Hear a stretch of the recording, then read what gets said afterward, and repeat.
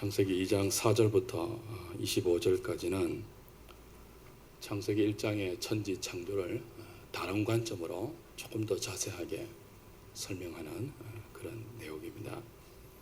2장 4절에 이것이 천지가 창조될 때에 하늘과 땅의 내력이다 라고 했잖아요. 내력이다 라는 말은 전의 성경에는 대략이라고 번역되어 있습니다. 전의 성경의 번역이 조금 더 좋은 것 같아요. 이 대략 혹은 내력, 이제 창세기 6장이라든지 다른 장으로 가면 계보 혹은 족보라고 번역되는 히브리 단어 톨레도트라는 단어입니다. 창세기 50장까지를 우리가 내용적으로 구분할 때 이 톨레도트, 여기 내력으로 번역된 이 단어로 창세기의 내용을 구분해요. 이 톨레도트라는 단어가 시작될 때부터 의미 있는 내용이 새롭게 다시 시작되는 그런 의미죠. 그래서 한 주제가 끝나고 또 다른 주제를 이어갈 때 그 족보에 처음으로 등장하는 이야기가 톨레도트라는 단어이고, 그걸 본문에서는 내력이라고 번역했는데 원래는 계보 혹은 세계, 다른 단어에서는 족보 그렇게 번역되어 있어요. 또 이전에는요 대략이라고 되어 있죠. 대략. 그러니까 지금 창세기 1장에서 모세가 설명했던 하나님의 천지 창조를 이제 이 내력 혹은 톨레도트라는 단어로 어떻게 해요? 다시 조금 더 다른 관점으로 상세하게 설명하는 것이 2장 4절부터의 내용이라는 거예요. 근데 2장 오늘 4절부터 17절까지 읽었지만 사실 25절까지는 창세기 1장 6일 동안의 천지 창조를 다 설명하는 것이 아니고 조금 다른 관점으로 다시 대략 설명하는 것인데, 어떤 관점으로 설명하는 거예요? 인간 창조의 관점으로, 특별히 인간을 중심으로 해서 인간 창조가 어떻게 되었는지를 조금 더 자세하게 설명하는 것이 2장 4절부터의 하나님의 천지 창조예요.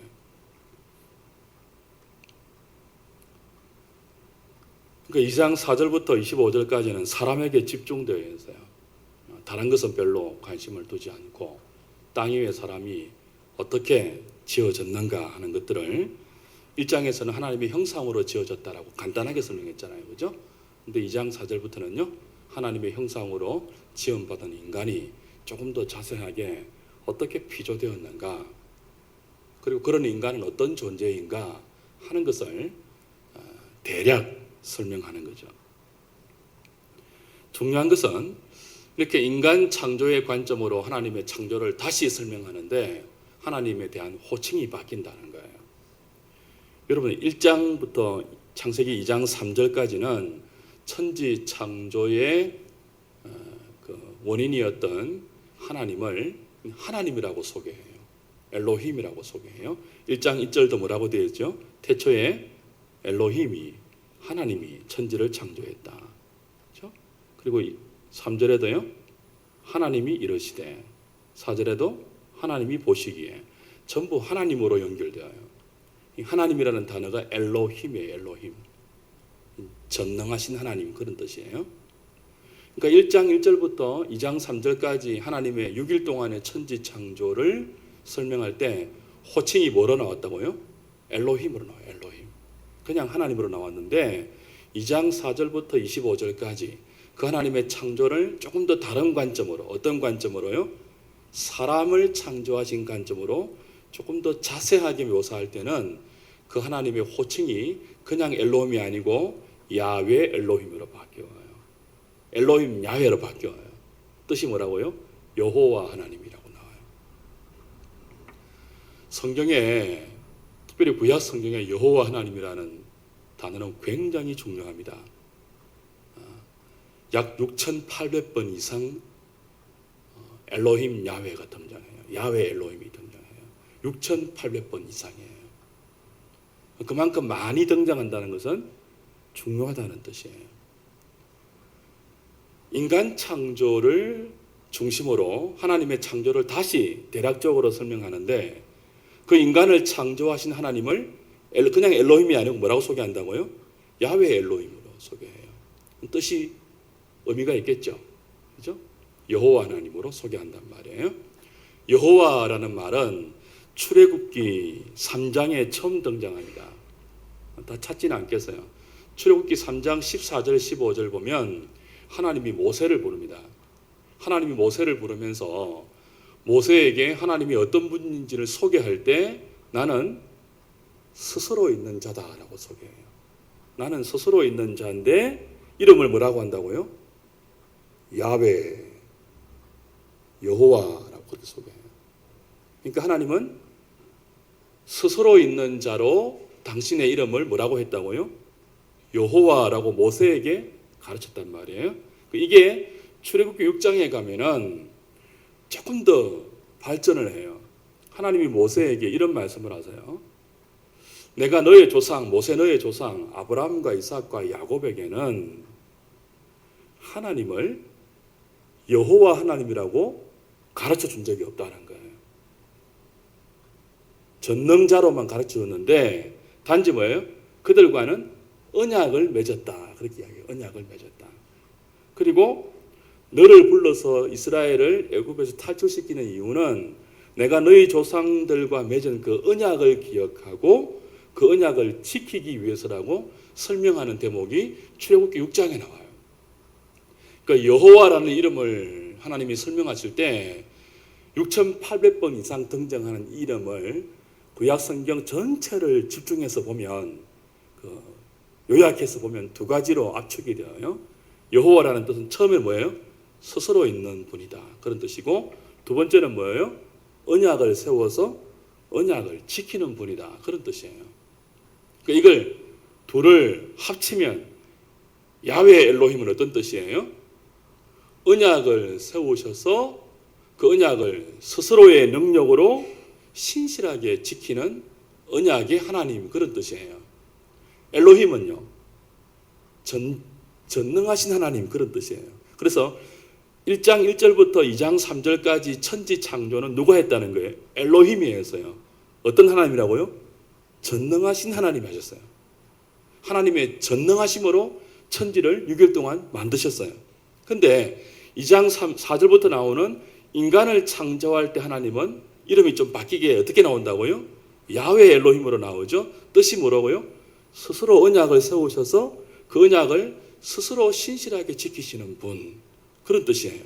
그러니까 언약의 하나님이에요. 전능하신 하나님을 넘어서 어떤 분이라고요?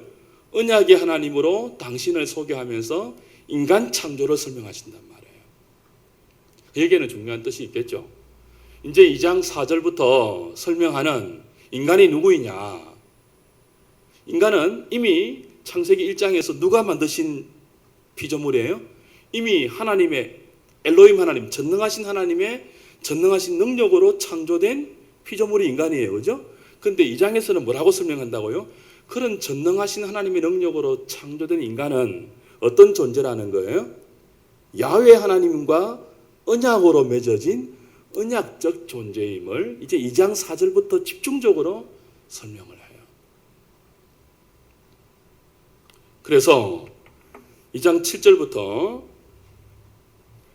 하나님이 사람을 지었다라고 할 때 여호와 하나님이 땅의 흙으로 사람을 지으시고 생기를 그 코에 불어넣으시니 사람이 생명이 되었다. 그렇게 이제 사람이 언약적 존재임을 2장 7절부터 조금 더 자세하게 설명을 하는 거죠.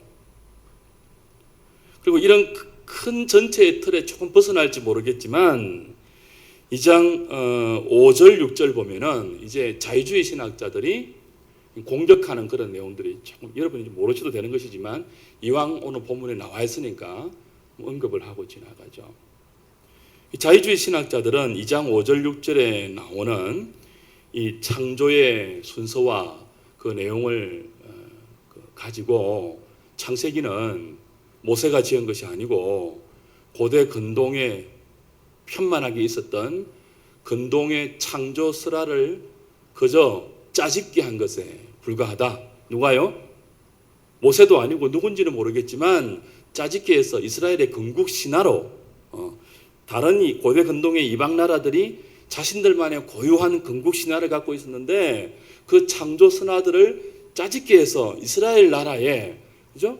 건국 신화로 만드는 것에 불과하다라고 신신학자들이 이야기를 하는데 중요한 근거가 2장 5절 6절에 여기 뭐라고 나와 있는가 하면 여호와 하나님이 땅에 비를 내리지 아니하셨고 땅을 갈 사람도 없었기 때문에 들에는 무엇이 없었다고요?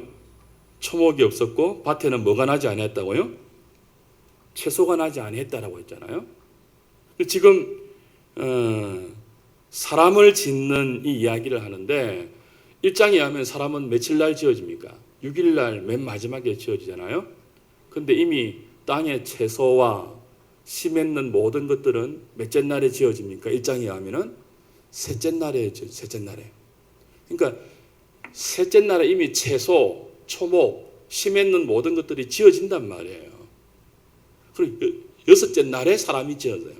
근데 창세기 2장 5절 6절은 뭐라고 한다고요? 아직 초목이 없고 채소도 나지 아니했다라고 해요. 그러니까 이 자유주의자들은 이것만 피상적으로 보고 봐라 창세기 1장에서는 이미 셋째 날에 각기 씨 맺는 채소하고 초목이 다 하나님이 지으셨다고 했는데 2장 5절 6절 가니까 그게 아직 없다고 하더라. 이게 뭐냐 이거 지금 뒤죽박죽이 아니냐 이거. 이것만 보더라도 이 창세기는 논리적으로 지어진 성경이 아니고 하나님 말씀이 아니고 그저 누군가가 이스라엘의 건국 신화를 만들기 위해서 고대 금동에 편만했던 이방 나라들의 창조 설화들을 막 이리저리 짜집기 하다가 이런 순서가 얽혀 있다. 그렇게 말을 하는데 그렇지 않습니다. 그런 분들은 본문을 자세히 안 봐서 그래요. 2장 5절에 보십시오. 초목이 없고 채소가 나지 않았다는 말은 분명히 있는데 그 초목이 어디에 없었다고 합니까? 2장 5절에 덜에 없었대요. 덜. 채소는 어디에 나지 않았다고요? 밭에 나지 않았다. 그래요. 밭. 여기 덜과 밭이라는 히브리 단어는 사대라는 한 단어입니다. 한 단어. 근데 이 사대라는 단어는 땅으로 번역할 수 있는 레츠라는 단어와는 전혀 다른 단어예요. 그러니까 창세기 1장 셋째 날에 하나님의 창조에서는 하나님이 1장 10절이죠. 하나님이 이르시되 땅은 뭐라고 했죠? 레츠예요. 레츠. 땅은 풀과 씨 맺는 채소와 종류대로 씨 가진 열매 맺는 나무를 내라. 그래서 땅이 풀과 각기 종류대로 씨 맺는 채소와 밭에 열매 맺는 나무를 내었다. 그렇게 이야기합니다. 땅이라고 해요. 땅. 레츠라는 단어입니다. 창세기 2장 5절 6절은 사대라는 단어를 써요. 우리말로는 덜과 밭으로 번역을 해놨습니다. 여러분, 덜하고 땅은 달라요. 땅은 그냥 묻이에요. 묻. 그렇죠? 땅에는 이미 셋째 날에 뭐예요? 씨 맺는 모든 채소를 하나님이 만드셨어요. 근데 아직 어디에 없다는 거예요? 덜하고 밭에는 없어요. 덜과 밭은 뭐예요? 덜. 사람이 땅을 경작해서 만든 어떤 그래서 그냥 땅이 자생적으로 풀을 씨를 맺는 채소를 갖는 게 아니고 사람이 그 땅을 경작해서 몇십 배 더 뭐예요?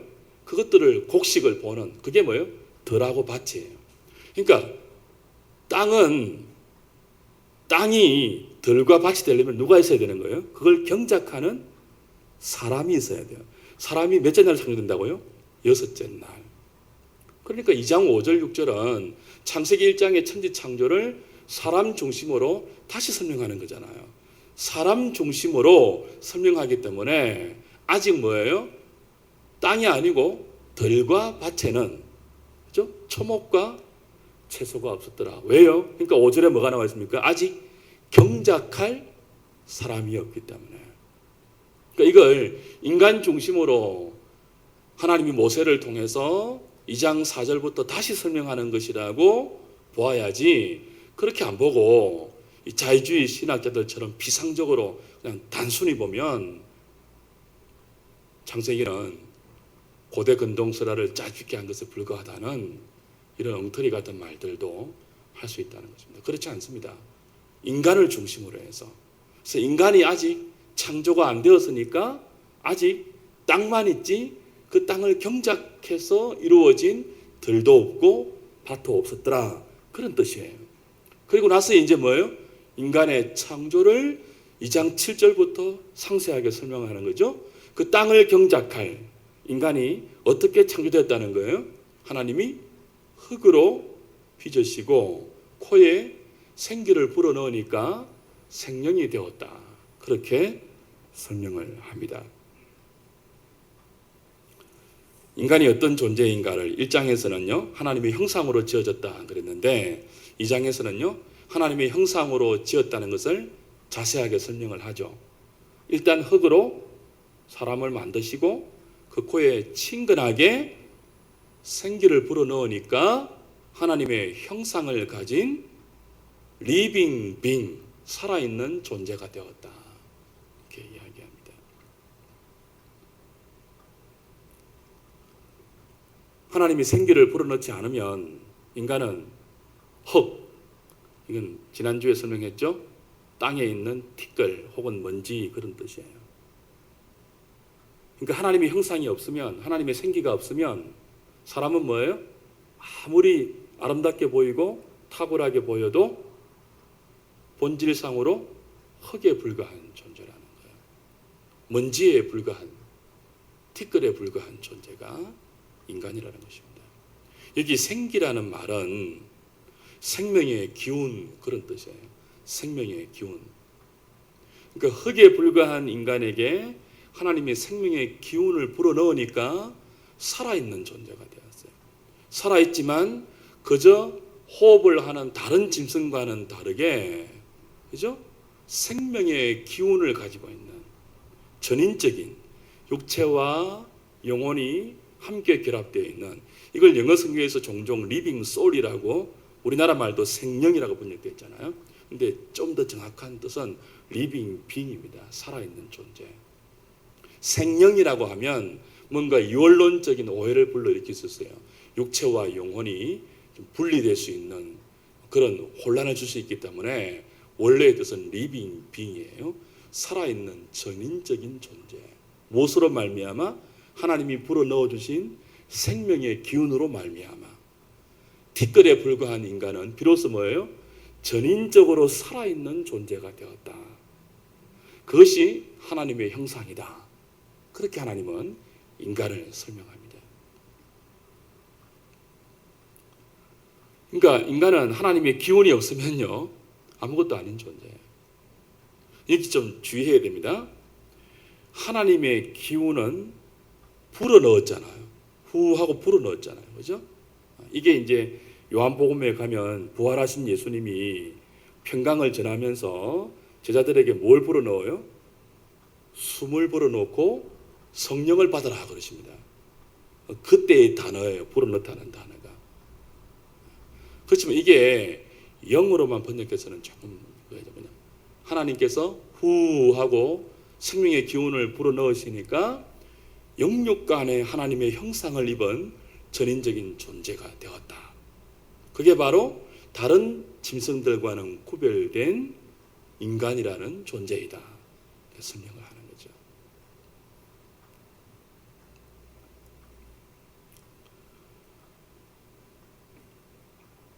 이 최초의 아담과 하와는 인간은 생기를 불어넣어 주신 하나님의 은혜로 살아있는 존재, 전인적인 존재가 되었지만 아직 영원한 생명으로 완성되지는 않았어요. 이걸 기억하십시오. 생명의 기운은 받았지만 영원히 영광스럽게 생명을 영원토록 이어갈 영원한 생명을 다 가진 것은 아니에요. 그렇죠? 그래서 오늘 제가 설교의 제목을 뭐라고 붙였다고요? 생명이 생명이 되기까지는. 그렇게 붙였어요. 생명, 리빙 빙이에요. 흙으로 지음받았지만 하나님의 생명의 기운을 불어넣어 주셔서 살아있는 전인적인 존재가 된 인간. 그러나 아직 무엇에는 도달하지 않는 상태예요? 영원한 생명에는 도달하지 못한 상태. 그게 누구예요? 인간이에요.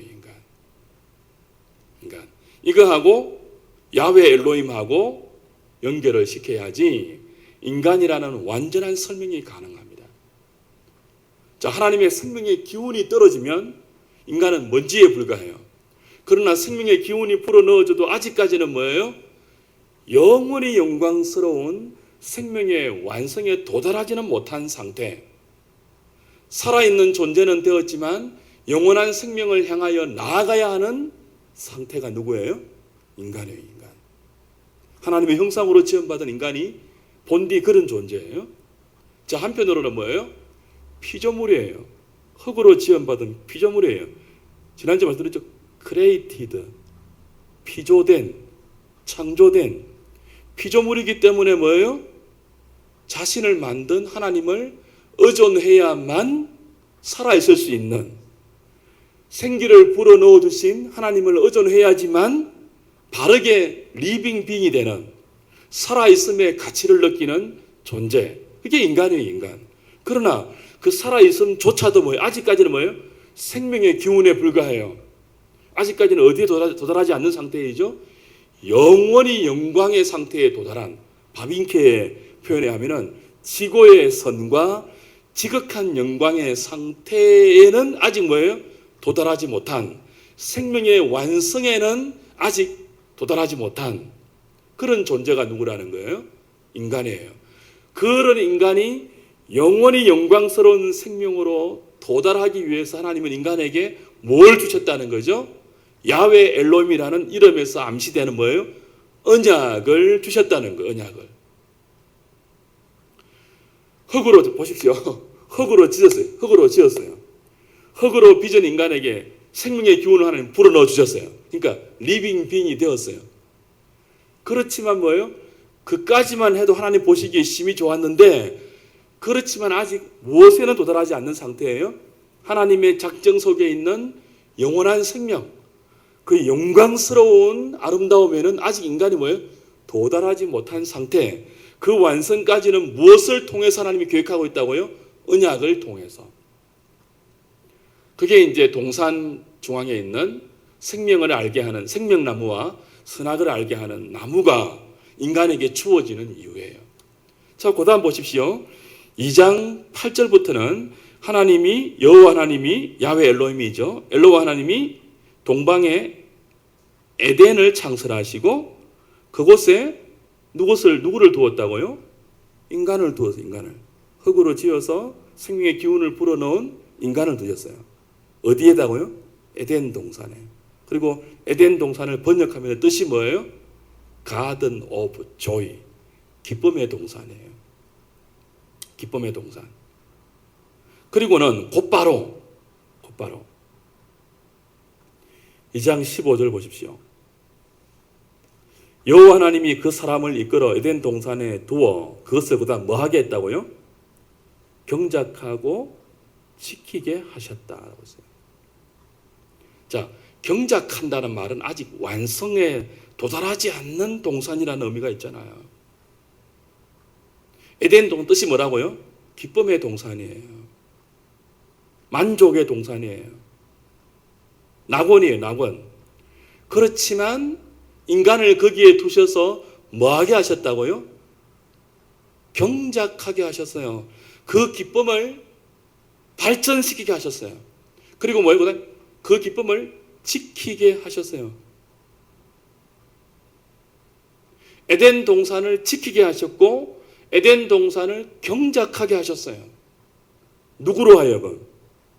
흙으로 지으시고 생명의 기운을 불어넣어서 살아있는 전인적인 존재가 되게 한 인간에게, 인간을 에덴 동산에 두시고 그것을 경작하게 하시고 지키게 했단 말이에요. 이것을 단순히 노동이라고 생각하시면 안 돼요. 에덴 동산은 하나님의 나라입니다. 하나님 나라의 원형이에요, 원형.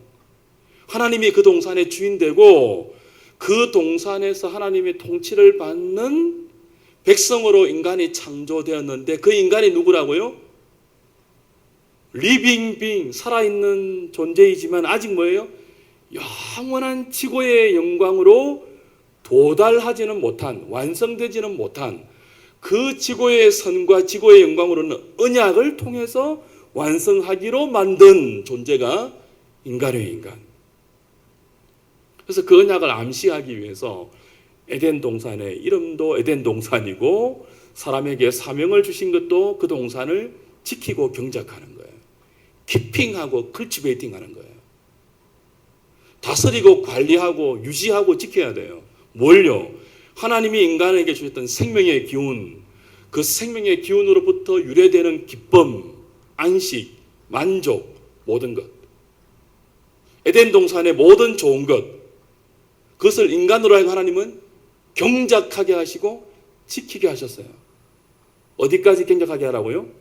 영원한 생명에 이르기까지, 영원한 완성에 이르기까지. 창세기에는 다 나오지 않지만 신구약 성경 전체, 특별히 이것을 계시록과 연결시키면 처음 책인 성경 창세기와 마지막 책인 계시록을 연결하면 이게 딱 맞아떨어져요. 이미 우리가 계시록은 한 십몇 년 전에 다 강의를 했지만 다 잊어버리시겠죠? 다음에 기회가 되면 다시 한번 이야기하도록 하고요. 여하튼 인간은 어떤 존재라고요? 하나님의 형상으로 지어졌지만 뭐예요? 아직까지는 하나님의 영광에는 다 완성되지 않는, 생명의 기운은 받았지만 그 생명이 영원한 생명에는 도달하지 못한 상태예요.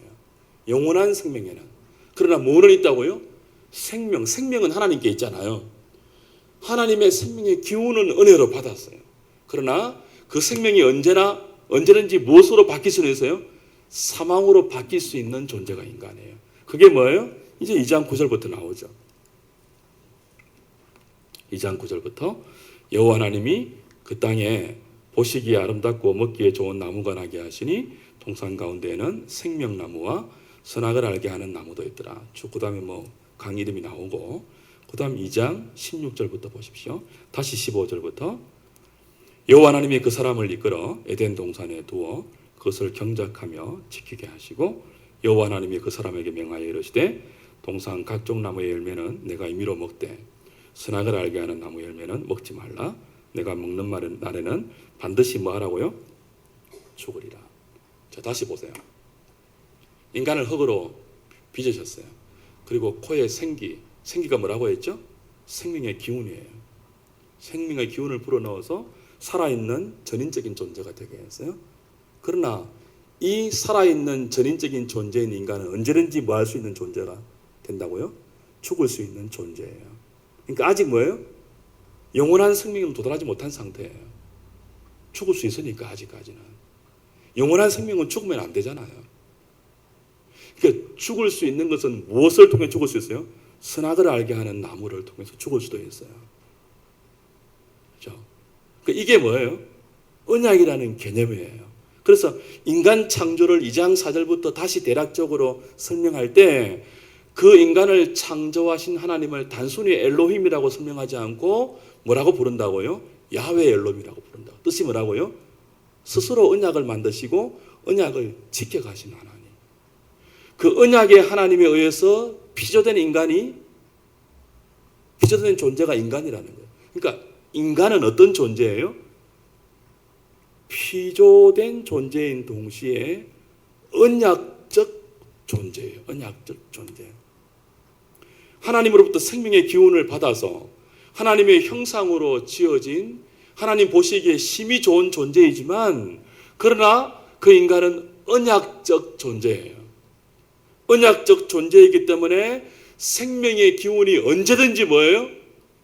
떠나서 사망으로 전락할 수도 있는 존재예요. 이 시험에서 이기면 뭐예요? 영원한 생명으로 완성될 존재가 인간이에요. 그래서 언약이라는 뜻은 그런 뜻이에요. 하나님이 인간에게 은혜로 베푸신 약속이에요. 계약의 당사자로 하나님과 인간이 맺어 있고, 그죠? 근데 이 계약을 인간 스스로 요구한 것이 아니고 하나님이 인간에게 주셨어요. 인간은 원래 누구예요? 먼지에 불과한 존재인데 그 먼지에 불과한 인간을 언약의 하나님이 먼지에 불과한 인간에게 생명의 기운을 불어넣어서 언약의 또 다른 한 파트너로 세우시는 거예요. 그래서 뭐예요? 그 언약을 통해서 뭘 내다보는 거예요? 영원한 생명을. 아직까지는 어떤 존재라고요? 생명의 기운만 받았잖아요.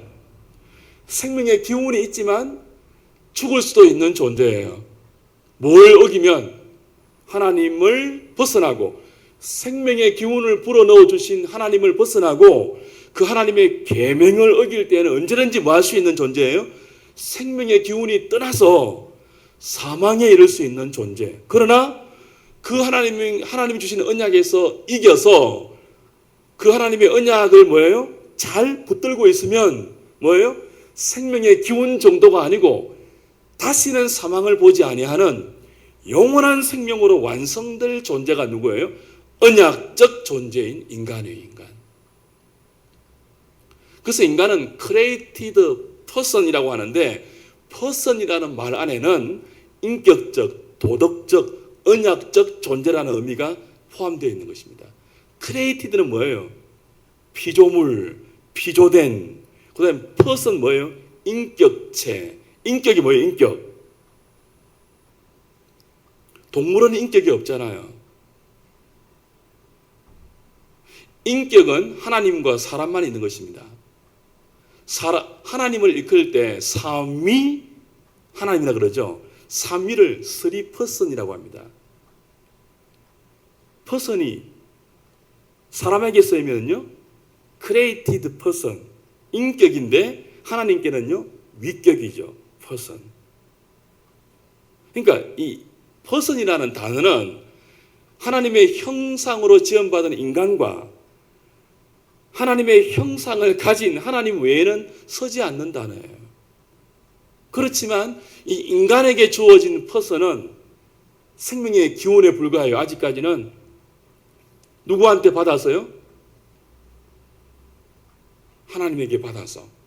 그러나 무엇을 내다보고 있는요? 사망의 시험을 통과해서 영원한 생명을 영광 가운데 완성받을 존재로 지원받은 존재. 그것을 좀 어려운 말로는 뭐라고 한다고요? 언약이라고 한다고요. 언약. 그래서 하나님은 인간 창조를 좀 더 상세하게 설명할 때 그 인간을 창조하신 하나님을 뭐라고 부른다고요? 언약의 하나님이라고 부른다고요. 그럼 인간은 뭐라고요? 언약의 하나님으로부터 지원받은 언약적 존재인 거죠. 언약적 존재는 뭐라고요? 생명의 기운을 받아서 리빙 빙, 살아있는 전인적인 존재가 되었지만 생명의 기운을 주신 하나님을 떠나면 언제든지 뭐 할 수 있는요? 죽을 수 있는, 무엇에 도달하지 못하고 생명의 완성에 도달하지 못하고. 그래서 언약적 존재인 인간을 어디에 두셨다고요? 에덴 동산, 뜻이 뭐라고요? 가든 오브 조이, 기쁨의 동산에 두시고 어떤 사명 주셨다고요? 그 동산을 경작하고 지키라. 여기는 에덴을 에덴되게 지키라는 뜻도 있고 하나님의 기운으로 피조받은 너희들의 생명을 계속 생명되게 지키라는 뜻도 있죠. 생명이 무엇으로 되지 않도록, 사망이 되지 않도록 그 생명을 뭐해서요? 경작해서 영원한 생명으로 완성될 수 있도록 언약을 주신 것입니다.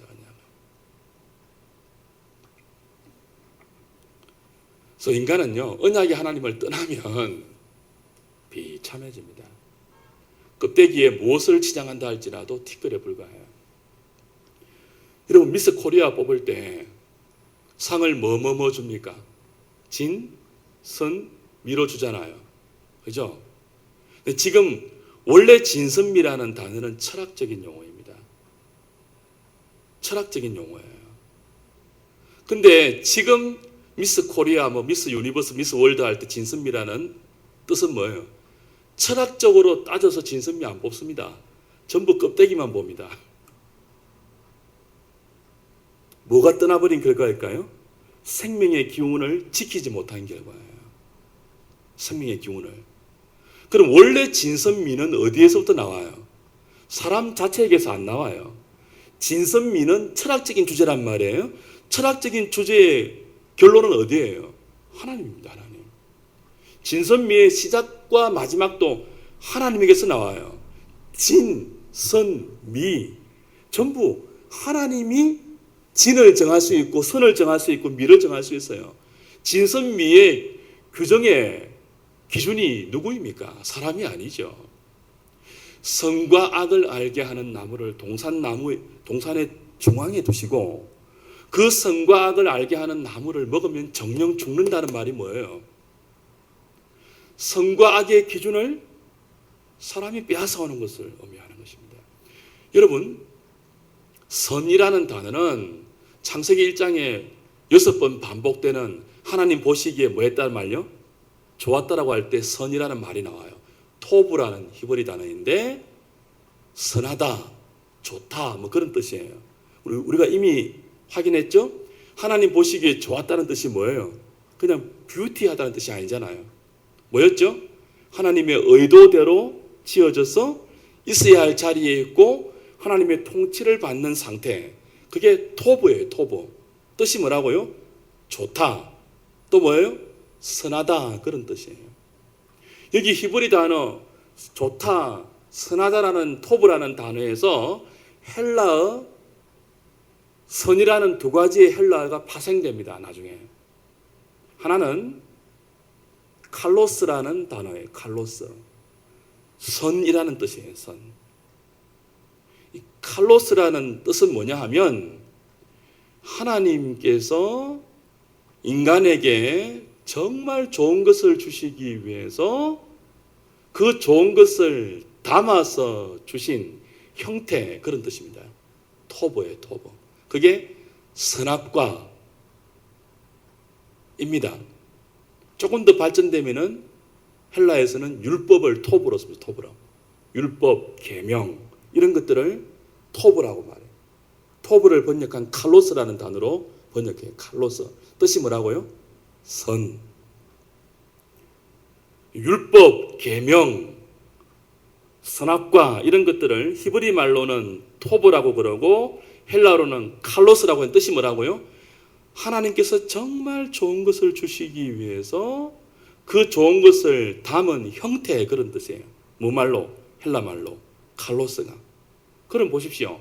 그 하나님이 주시려고 했던 그 좋은 것을 담는 형태가 칼로스잖아요. 그죠? 그럼 그 형태 속에 하나님이 정말 주고자 하는 내용이 있잖아요. 그래서 칼로스라는 단어 말고 아가도스라는 또 다른 선이라는 헬라어 단어가 있습니다. 뭐라고요? 아가도스. 하나는 칼로스, 하나는 아가도스. 둘 다 무엇을 번역한 단어예요? 히브리어 선, 토브라는 단어를 번역한 단어예요. 그러니까 칼로스는 뭐예요? 하나님이 주신 좋은 것들을 담아서 내어놓은 겉에 보이는 뭐예요? 형식이에요. 형식. 이걸 율법 혹은 계명이라고 말한단 말이에요. 헬라 말로 칼로스. 그럼 아가도스는 뭐예요? 하나님이 주시고자 했던 원래 그것을 깨달아서 그걸 그대로 취하는 것을 아가도스, 선이라고 그래요. 선. 둘 다 똑같은 단어이지만, 그죠? 근데 보세요. 원래 토브라는 단어는 뭐라고 했죠? 하나님이 만든 그것이 하나님의 의도대로 제자리를 지키고 있고 하나님의 다스림을 받고 있는 상태. 그게 토브였어요.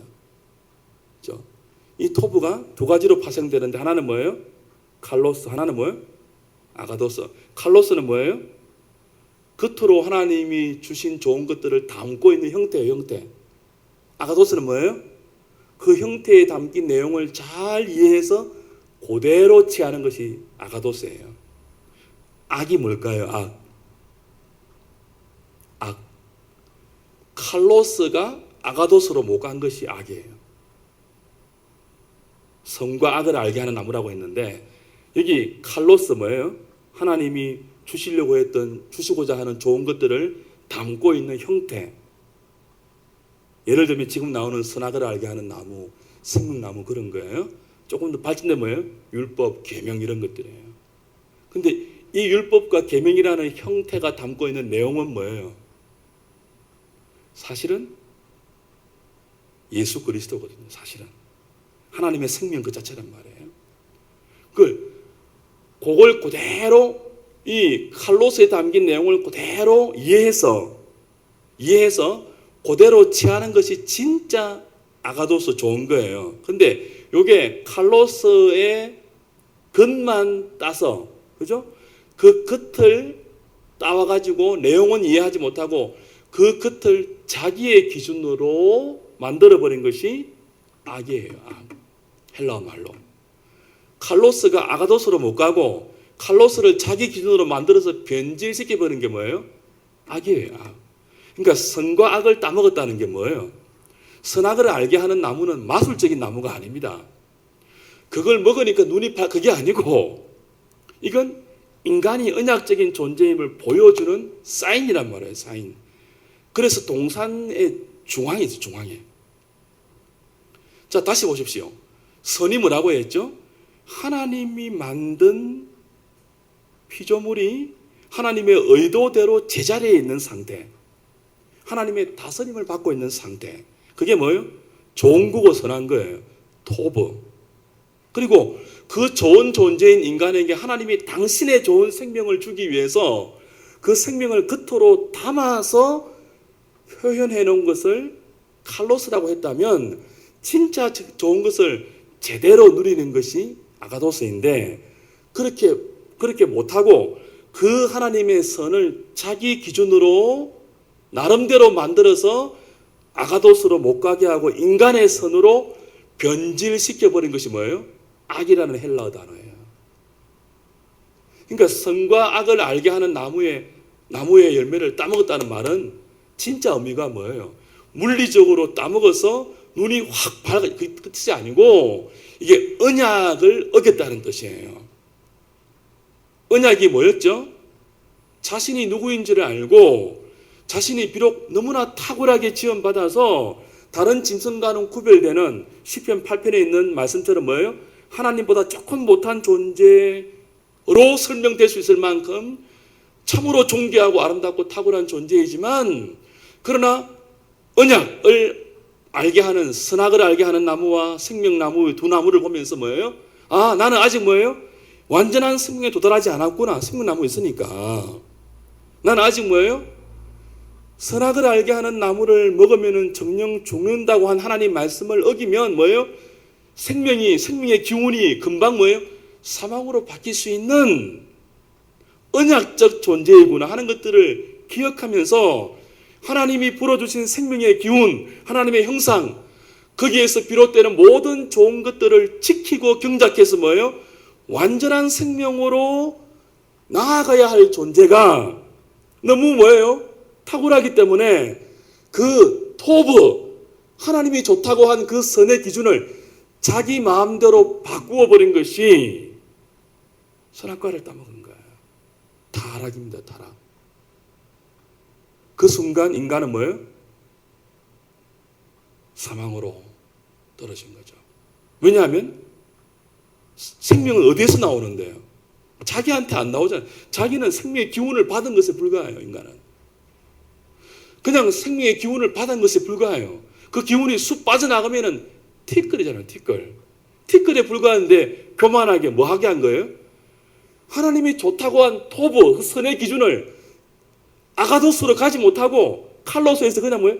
자기가 선의 기준이 되어버린 거예요. 자기가. 뭐 하나님이 진, 하나님이 선, 하나님이 미라고 하는 그것이 뭐 다 따를 필요가 있느냐? 내가 좋은 게 좋은 거지 뭐. 이 무엇을 어긴 거예요? 언약을 어긴 거예요. 언약을. 언약적 존재임을 어긴 거예요. 그래서 생명의 기운을 불어넣은 받은 인간이 영원한 생명으로 완성되기 위해서는 언약에 머물러 있어야 하는 건데 언약을 어긴 거죠. 언약을 어긴 것이 뭐라고요? 선과 악의 기준이 자기가 되어버린 것입니다. 그러니까 하나님 밑에 있는 것을 건드리지 못한 거예요. 내가 이렇게 탁월한 존재인데 티끌인 것을 깨닫지 못하고 탁월한 존재이기 때문에 뭐예요? 왜 내가 하나님 밑에 있어야 하나? 스스로 자기를 하나님 밑에 스스로 굴복시켜서 그죠? 영원한 생명을 이르도록 경작하고 지키지 못하고 사탄의 격발과 도발에 넘어가서 모든 것의 기준을 자기가 하려고 했던 거죠. 자기가. 여러분 계시록 2장 찾고 맞읍시다. 굉장히 중요한 건데요. 수요일 날 나오셔서 창세기를 자꾸 들으십시오. 이거 한 번에 이해할 수 있는 내용이 아닙니다.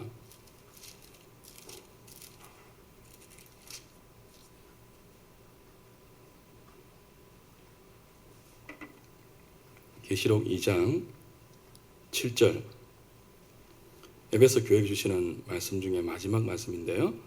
같이 읽을까요? 시작. 귀 있는 자는 성령이 교회들에게 하시는 말씀을 들을지어다. 이기는 그에게는 내가 하나님의 낙원에 있는 생명나무의 열매를 주어 먹게 하리라. 자, 하나님의 낙원에 뭐가 있다고요? 생명나무의 열매가 있어요. 창세기 3장 가면 이제 우리가 배우겠지만 인간이 선악을 알게 한 나무를 따먹고 불순종해서 죄를 지었을 때 하나님이 인간을 에덴 동산에서 쫓아내셨잖아요. 그리고 어디로 가는 길을 막았어요?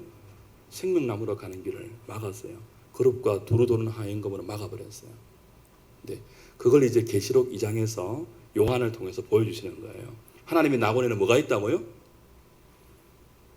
생명나무의 열매가 있는데 그걸 누가 먹을 수 있어요? 이기는 그에게는 누가 먹는다고요? 이기는 자가 먹어요. 이기는 자가. 어디에서 이기는 거예요? 시험에서 이기는 거죠. 그 시험 뭐예요? 선악을 알게 하는 나무의 시험이에요. 언약의 시험이에요. 그렇죠? 에덴 동산을 경작하고 지켜서 그 생명의 기운이 영원한 생명의 완성에 도달하기까지 끊임없이 주어지는 시험, 그 시험에서 지켜 이길 때 종국적으로 뭐예요? 생명나무의 열매를 맺고 영원한 생명에 완성된다는 거예요. 여기서 이겨야 되었는데 아담과 하와는 이기지 못하고 패배했습니다. 그리고 생명이 아니고 사망으로 떨어져 버렸습니다. 근데 하나님은 처음부터 영원한 생명을 하나님의 작정 속에 갖고 계시면서 인간을 창조했어요. 그러니까 인간이 불순종으로 생명을 잃어버리는 끝이 아니죠.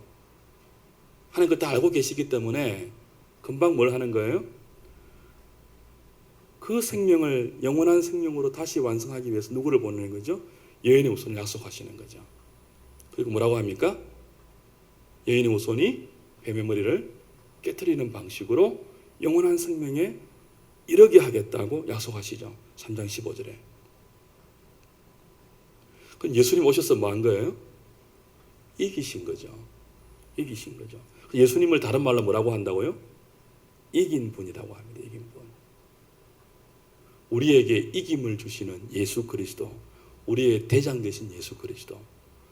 저 예수님을 둘째 아담이라고 로마서는 말합니다. 첫사람 아담은 뭐예요?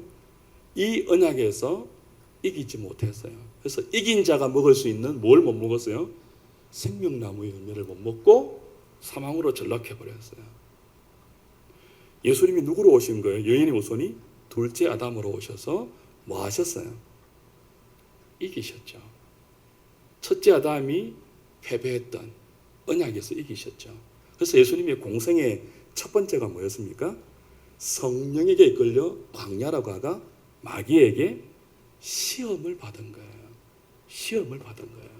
첫 번째 스텝이 왜 그랬을까요? 이긴 자가 되기 위해서, 이긴 자가 되기 위해서.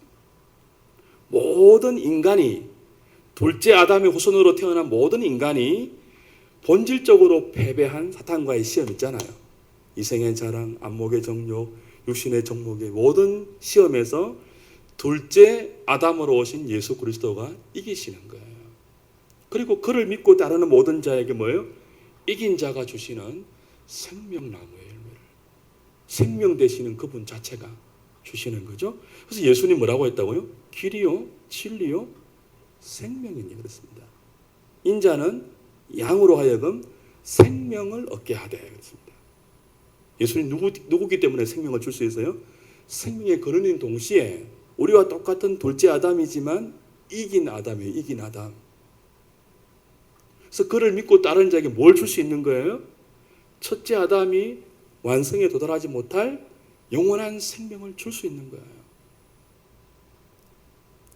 그래서 그리스도의 생명은 십자가로부터 나오잖아요. 십자가에 뭐가 있다고요?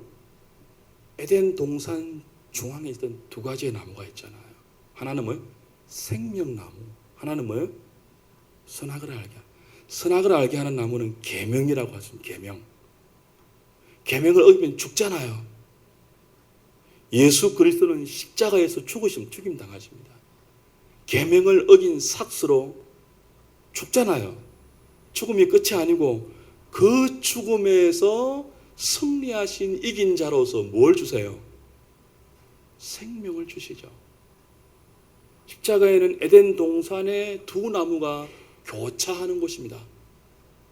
그래서 아담이 지키지 못했던 에덴 동산의 생명과 기쁨을 그리스도가, 둘째 아담 그리스도가 완전히 경작하고 지켜서 완성된 생명으로 주시는 분입니다.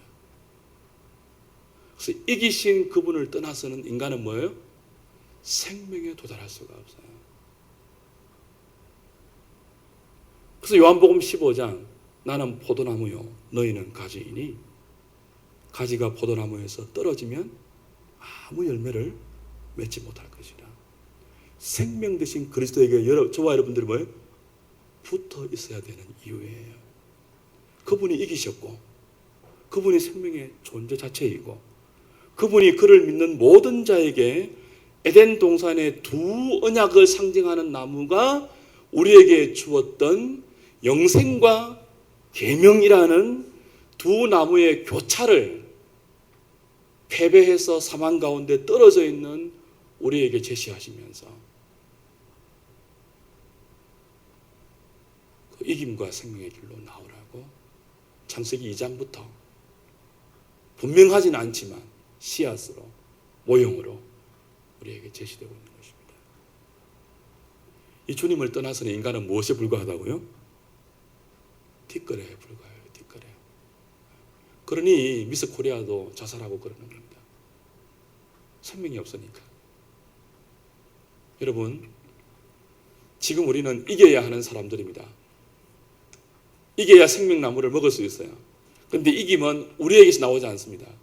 이기신 그리스도에게 붙어 있을 때 가능합니다. 주님께 잘 붙어 있어서 주님이 주시는 생명을 영원한 생명으로 누리기까지 우리의 언약적 존재임을 잊지 마시고 우리 스스로 선과 악과 진선미의 기준이 되려고 하는 모든 교만에서 잘 싸워 이기는 저와 여러분 되었으면 좋겠습니다. 다음 주에 또 하도록 하죠.